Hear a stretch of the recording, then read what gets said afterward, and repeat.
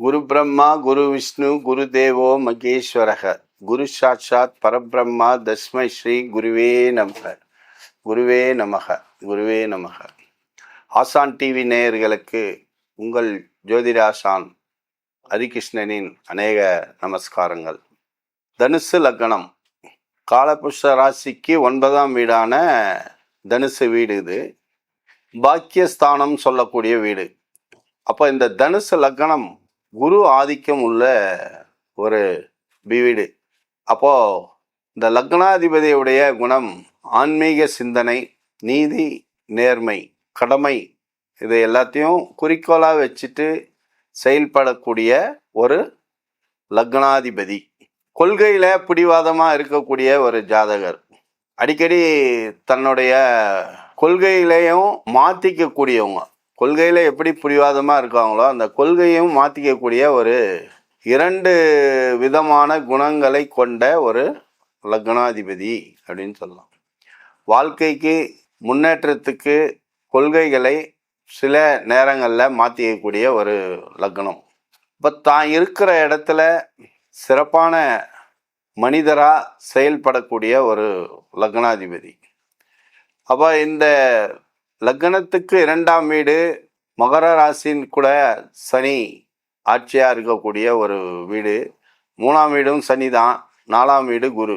அப்போ தொடர்ந்து பார்த்தீங்கன்னா 1ஆம் வீட்டிலேருந்து 4ஆம் வீடு வரைக்கும் சனி குரு சார்ந்த 2 கிரகங்கள் அதிபதியாக இருக்கக்கூடிய 4 வீடு. அதாவது தனுசுக்கு குரு, மகரத்துக்கு சனி, கும்பத்துக்கு சனி, மீனத்துக்கு குரு. இப்போ இந்த 4 கிரகம் ஒரே நேர்கோட்டில் இருக்கக்கூடியது. இந்த 4 வீட்டிலையும் அசுப கிரகங்கள் ஏதும் அமராமல், அதாவது இந்த ராகுவோ கேதுவோ அமராமல் ஆட்சியாகவே சனி பகவான், இப்போ 2ல் சனி இருந்துச்சுன்னா இவங்க வாக்குனால வெற்றி பெறக்கூடியது. தெய்வ வாக்குன்னு சொல்லலாம், வாக்கு பலிதம் சொல்லலாம்.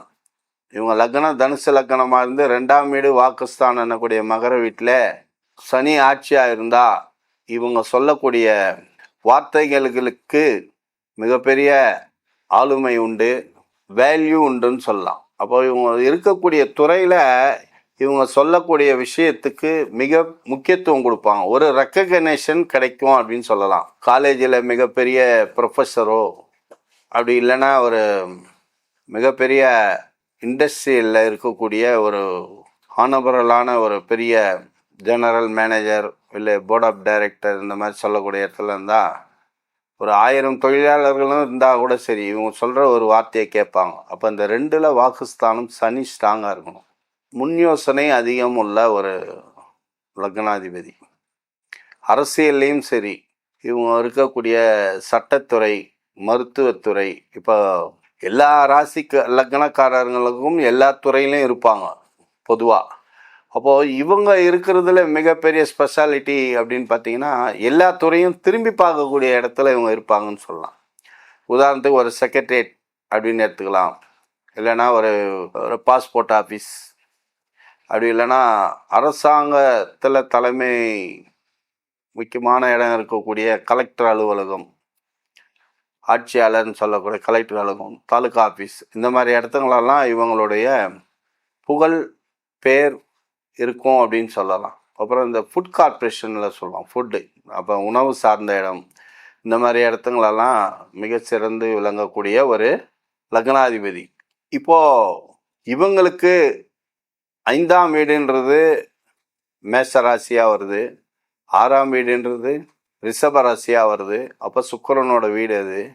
7ஆம் வீடு அப்படின்னு சொல்லக்கூடிய மிதுன ராசி புதனுடைய வீடாக வர்றதுனால இவங்களுக்கு பாதகமான வீடு அதுதான். இப்போ முதல் 4 வீடு சிறப்புன்னு சொன்னோம். அதுக்கு அடுத்தது 5ஆம் வீடும் 6ஆம் வீடையும் தாண்டி 7ஆம் வீடாக வரக்கூடிய கலத்திரஸ்தானம், லைஃப் பார்ட்னர், அதுக்கு அடுத்தது பிஸ்னஸ் பார்ட்னர் அப்படின்னு சொல்லக்கூடிய மிதுனம் புதனோட வீடு. வாழ்க்கையில் இவங்களுடைய பெயர் புகழை மங்கச் செய்யக்கூடிய, கெடுக்க செய்யக்கூடிய ஒரு வீடாக அமையுது. ஒரு சில தனுசு லக்னக்காரர்களுக்கு இந்த 7ஆம் வீடாக அமையக்கூடிய மனைவி ஸ்தானம் வாழ்க்கையில் மிகப்பெரிய போராட்டத்தையும் அவமானத்தையும் பெரிய இழப்பையும் கொடுக்கக்கூடிய ஒரு பாவகமாக அமையுது. பெரும்பாலும் இருதார யோகத்தை கொண்ட தனுசு லக்னக்காரர்களுக்கு 2வது முறையாக அமையக்கூடிய வாழ்க்கையே நிம்மதியையும் வெற்றியையும் கொடுக்கக்கூடிய வாழ்க்கையாக அமையும். ஒரு காலகட்டத்தில் வாழ்க்கையில் நடக்கக்கூடிய சில விஷயங்களை சரி செய்வதற்கே இவர்களுக்கு சிறிய காலம் எடுக்க வேண்டிய ஒரு 5 வருஷம் 10 வருஷம் ரீஒர்க் பண்ணுற மாதிரி ஆகிடும் இவங்களுடைய வாழ்க்கையில் அப்படின்றது. இரக்க குணம் இவங்களுடைய மைனஸ் பாயிண்ட். அதற்கான மிகப்பெரிய இழப்பை சந்திக்கக்கூடிய ஜாதகர். ஏதோ ஒரு காலகட்டத்தில் யாரையோ நம்பி செய்யாத தப்பை செஞ்சு அந்த தப்பு மூலிமா அவமானம் படக்கூடிய ஒரு லக்னாதிபதி. இது எல்லாம் இவங்களுடைய ஜாதகத்தில் நடக்காமல் இருக்கணும் அப்படின்னா உங்களுடைய சுய ஜாதகத்தில் உங்களுடைய லக்னாதிபதி எந்த நட்சத்திரத்தில் அமர்ந்திருக்கார். அதாவது தனுசு லக்னம்னு சொல்கிறோம்.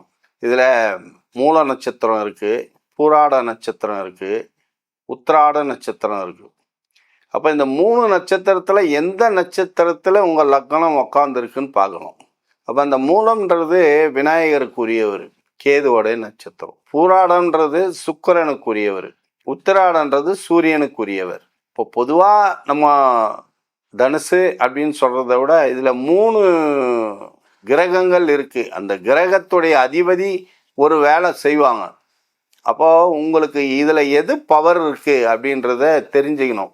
அதனால் உங்களுடைய சுய ஜாதகத்தில் லக்னம் எங்கே இருக்குது, அந்த லக்ன புள்ளி எந்த நட்சத்திரத்தில் அமர்ந்திருக்கு, அந்த நட்சத்திரத்துடைய அதிபதி அந்த வீட்டிலேயே இருக்காரா, இல்லை 2ஆம் வீட்டில் இருக்காரா, இல்லை 7ஆம் வீட்டில் இருக்காரா, உங்களுக்கு சாதகமாக இருக்குதா இல்லை பாதகமாக இருக்கா, 6ஆம் வீட்டில் உட்காந்துருக்கா. அப்போ அது சார்ந்த திசை நடந்தாலும் ஏதோ ஒரு பிரச்சனை, வாழ்க்கை ஃபுல்லாக ஏதாவது ஒரு பிரச்சனை பின்னாடியே ஓடிட்டு இருக்குமா அப்படின்றதெல்லாம் ஆய்வு பண்ணி அதுக்கேற்ற மாதிரி ஒரு பரிகாரம் பண்ணிவிட்டு அந்த லக்னாதிபதியை நம்ம லைஃப் லாங் ஆக்டிவ் பண்ணிவிட்டு நம்ம வாழ்க்கையை படிப்படியாக முன்னேற்ற பாதைக்கு கொண்டு போனோம்னா கவலை இல்லாமல் காலத்தை நேரத்தை வீணடிக்காமல் கரெக்டான பாதையை நோக்கி போனால் ரொம்ப சீக்கிரத்தில் வெற்றி அடையலாம் அப்படின்றது ஜோதிட ரீதியான ஒரு ஆலோசனை.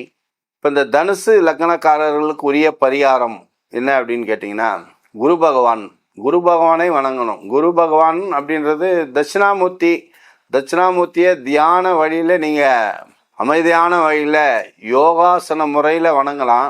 அதை தாண்டி குரு பகவான். இப்போ இந்த குரு பகவான் அப்படின்னு சொல்கிறது நீங்கள் ஜீவ சமாதியும் வணங்கலாம். அதை தாண்டி உங்கள் குலதெய்வத்தையும் தாண்டி இஷ்ட தெய்வமான இந்த தட்சிணாமூர்த்தி வணங்குறது சிறப்பு. அதையும் தாண்டி நீங்கள் உங்கள் வாழ்க்கையில் குருமாராக யாரை நினைக்கிறீங்களோ, உங்களுடைய ஆசிரியராக இருக்கலாம், உங்களுக்கு கல்வி கற்றுக் கொடுத்தவராக இருக்கலாம், கலையை கற்றுக் கொடுத்தவராக இருக்கலாம், அரசியலை கற்றுக் கொடுத்தவங்களாக இருக்கலாம். எந்த துறையில் நீங்கள் போகிறீங்களோ அந்த துறையில் நீங்கள் ஒரு ஆசானை தேர்ந்தெடுத்திருப்பீங்க. அந்த ஆசானுக்கு ஒரு பணிவிடை, ஒரு நன்றி, ஒரு மரியாதை, இதையெல்லாம் மானசீகமாக நீங்கள் செய்யும்போது வாழ்க்கையில படிப்படியாக முன்னுக்கு வரலாம். நன்றி, வணக்கம்.